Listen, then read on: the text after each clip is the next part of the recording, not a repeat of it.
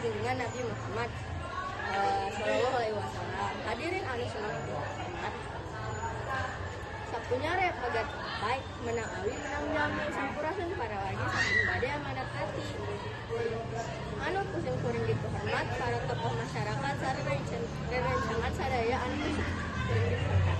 Dina waktu anu sakada ieu kuring bade ngadugikeun pawaris takrama urang barang urang sumeda kasohor ku somehna kade budina serta luhur tatak nama aya pribasa siri sabumi rasa desa ayu hatosna unggal tempat gaduh adatna masing-masing ini diwai tatak nama di kalangan nom-noman kos mimiti luntur saeur anu kirang hormat ka supatak buku padahal tatak nama teh sanes dengan kaukur formalitas dalinteng enak aluas diri urang.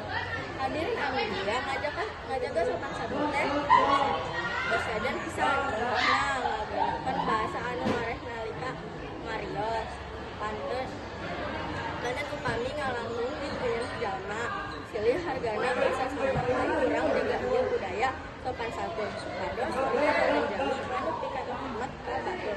Jadi diri urang Sunda nyaeta jadi anu di kata nyawa titik bukuna sakitu